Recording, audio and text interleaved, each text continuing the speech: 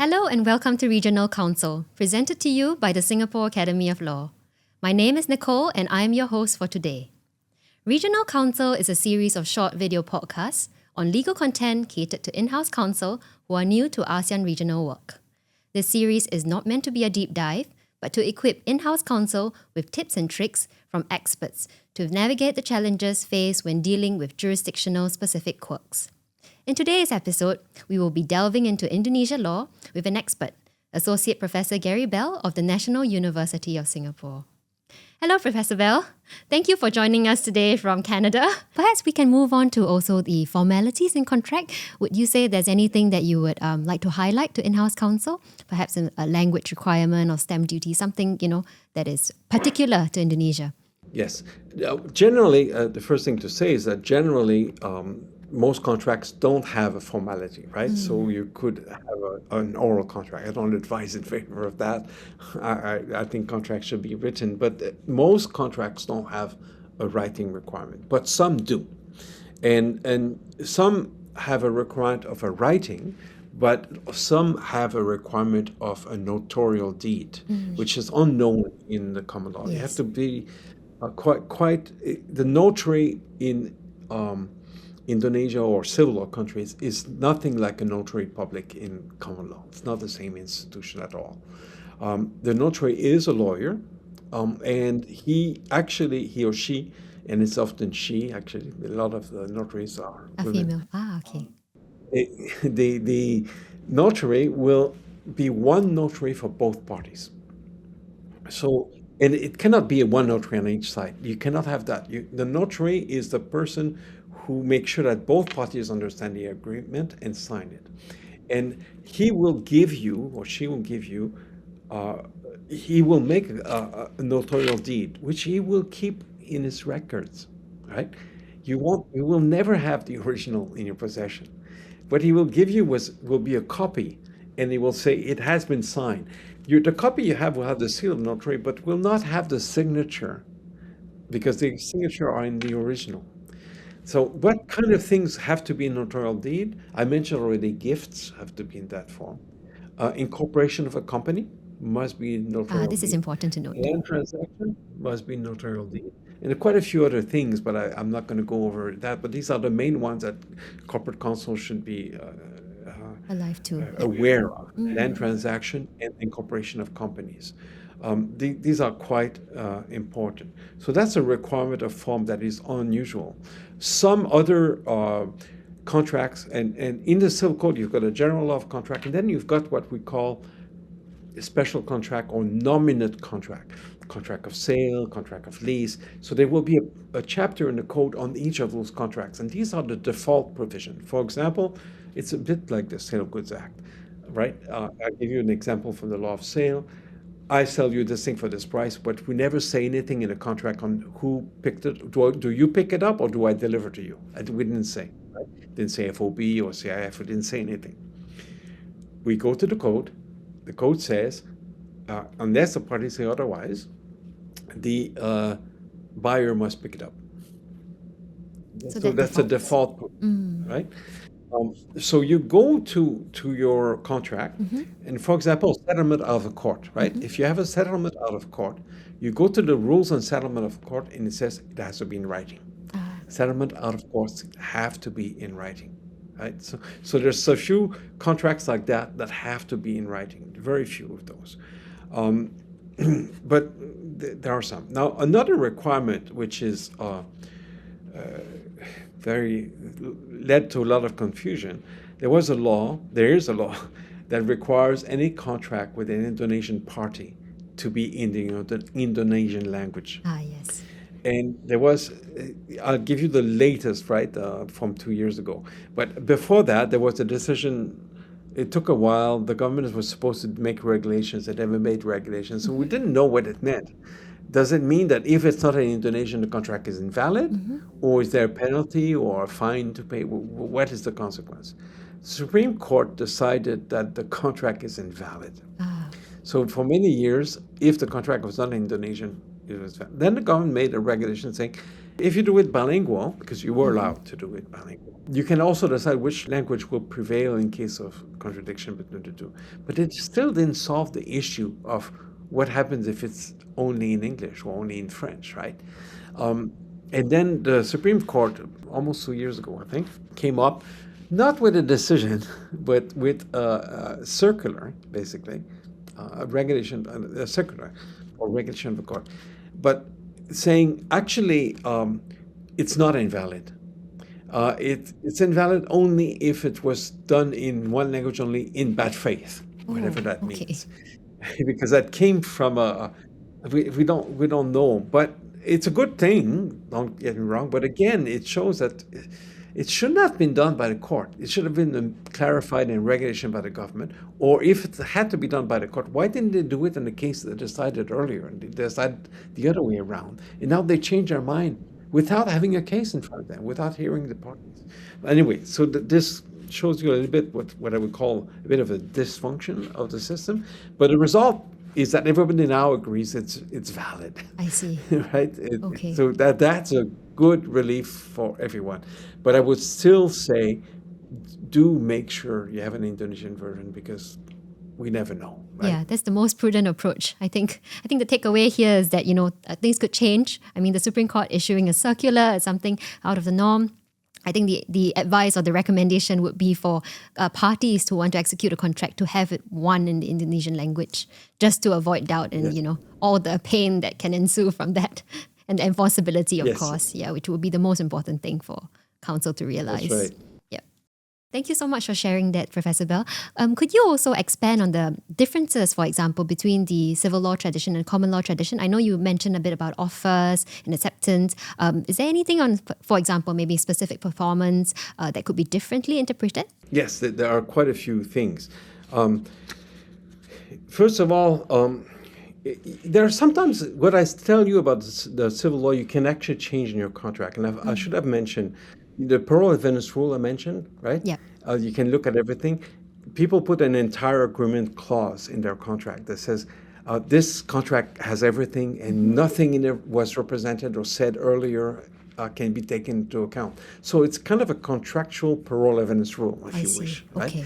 So you find that often in contracts that are trying to import this common law concept contractually, right?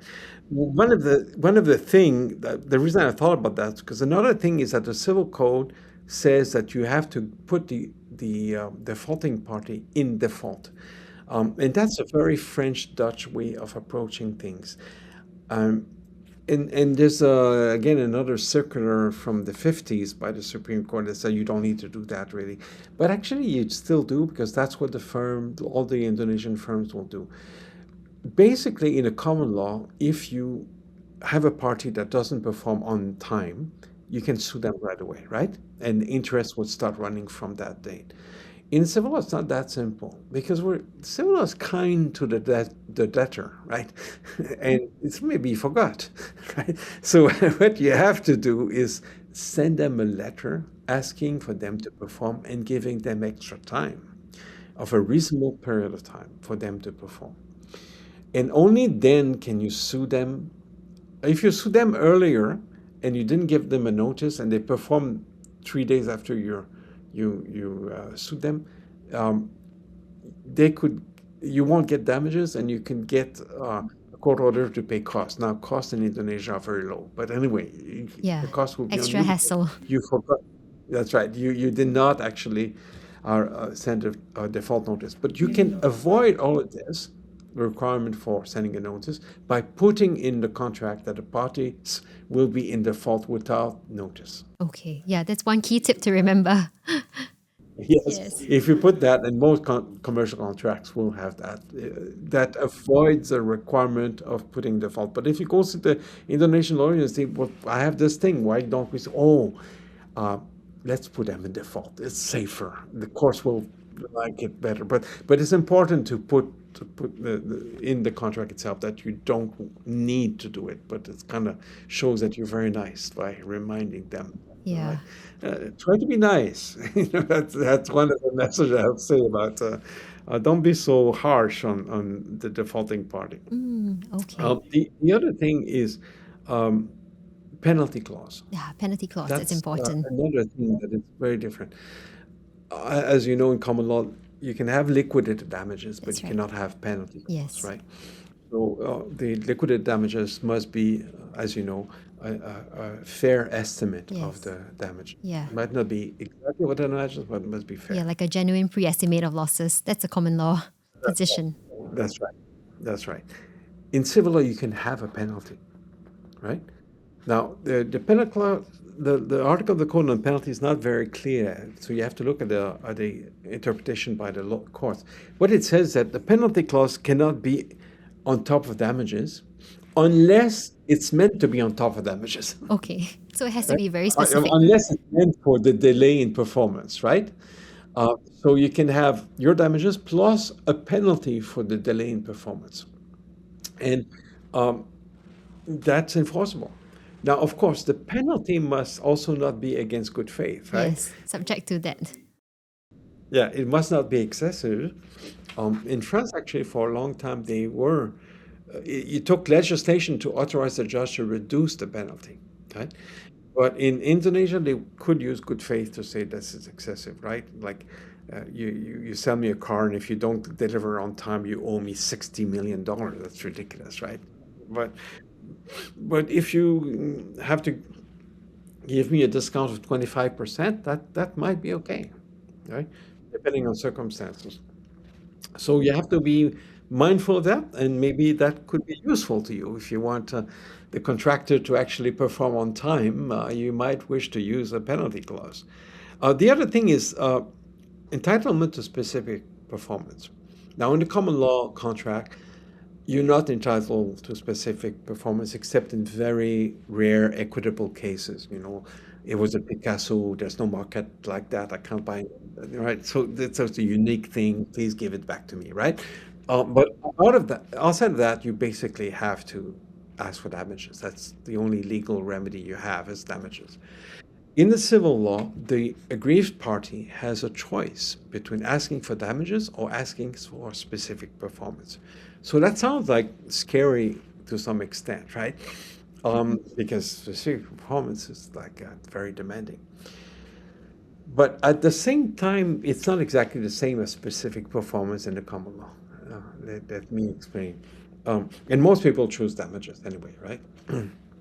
But the choice belongs to the aggrieved party. Now, in the common law, especially in U.S. law, they talk about the efficient breach of contract. That is, it might cost you less to just pay damages rather than perform. Perform might be perform.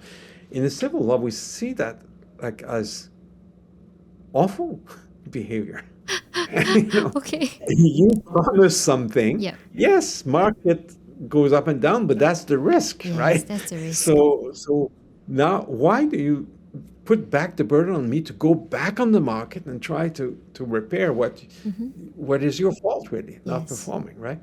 So the specific performance, to some extent, works like this, and I'm going to explain this. It doesn't work always like this in Indonesia, I must say, but nonetheless, in principle, what it means is that you will ask for performance.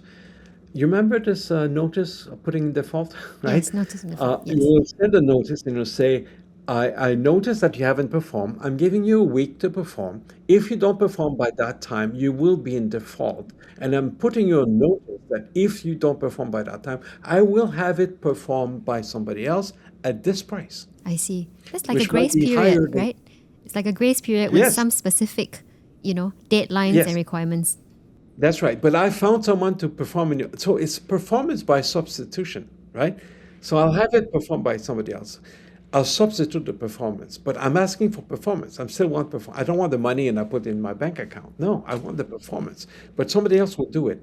Now, and for this price. If you come later to the court and say, I don't want to pay this price, this is not the market price, the court will say, you were put on notice. If you thought this was too high, go yourself on the market and find somebody else to perform in your place. Why should the aggrieved party have the burden of basically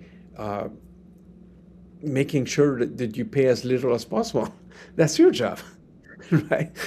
Why burden the other party with that? Mitigating your damages, right? Yes, that's right. Mitigation of damages. That was what I was thinking. Yeah. Yes, but why should I mitigate your damages? You're the one at fault. So go on the market, find somebody else to perform. I'm going to insist on performance. Giving you extra time. If you think I will just take the phone and get the first person. I'm not going to spend a day trying to get the price or a week trying to negotiate. It's your problem. You promised. So go on the market and find the price you like or pay the price I want, right? So that's one way. The other way is, no, I want specific performance. I'm not even going to ask somebody else. I'm going to go to the court. This is we call it in nature. I'm I, I'm going to ask the court to order you to perform. Ah, okay. Yeah, that's not the best way, I suppose. Yeah, but that's not the same as the common law, because in the common law you have contempt of court. So if ever they don't give specific performance, but if ever, for example, a Picasso, you're ordered to return the Picasso, and you don't return the Picasso, you're going to possibly go to jail, right? Contempt of court, a big fine or go to jail, right? It's a quasi-criminal offense. There's no such thing in civil law in Indonesia at least, and I've seen in civil law generally, but in Indonesia there isn't. So what you will get is the judge will say, you will for each day you don't perform, you will have to pay this fine. And interestingly, in the common law, contempt of court, if you have a fine, where does it go to fine? It goes to the state. It's quasi-criminal. The fine in the civil law will go to the aggrieved party as is damages. So for each day, you will pay a fine of that much, and on day 30 or day 50, justice will have been served. What will happen is that this amount will be the amount of damages plus a penalty for disobeying the order. It's called dwang paksa, astreinte in French, dwang som in Dutch. That's the mechanism I just described, that fine to be given to the other party. So enforcement can be different but it's interesting, Yeah, it's right? interesting. I mean, I can see how fairness underpins all this. Yes, Yeah, it's a very stark contrast to what we yes, it understand. is. Okay, thank you so much for sharing all of that, Professor Bell. Is there anything else you would like to say on the enforcement of contracts, for example? How enforceable are Well, contracts? to be fair, it's now I act as an arbitrator. I give people, for example, an arbitral award, and that's their problem Yeah. to try to enforce it. I am not on the ground as a lawyer trying to enforce, right? Okay. But I do know that it is not easy to enforce Mm, awards or judgments in Indonesia. okay. In particular, um, you often end up having to go to the police to get Mm, any order enforced. So okay. it's not easy. So good luck. Yeah, thank you so much, Professor Bell. May I just check with you if anybody wants to find out more on this topic? Do you have any further reading suggestions on contracts in Indonesia? There's very little written in English, Okay. right? So I've written quite a few chapters in a book series on contract law in Asia. And there's on contract law, there's Gautama. It's very old, but nonetheless, there's a book called Indonesian Business Law, which has some explanation in English in there on contract law. So that's another possible source. There's an article of mine will be published soon on contract law. It's a very short article, Mm, but I would say one thing, the contract law again is French law, is Dutch law. Now they have changed their laws in mhm, Holland, but if you study a civil law in the French tradition as opposed to the German mhm, tradition, it will be pretty similar. So mm. if you read a book on French law, Yep, it's not going to be very different. And there are understand. more books in English on French law than there are books in English on Indonesian law.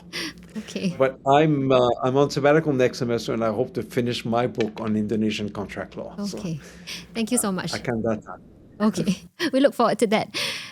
Thank you so much, Professor Bell, for joining us on Regional Counsel. If you have found this episode helpful, please check out the other episodes. This has been Regional Counsel, a production by the Singapore Academy of Law.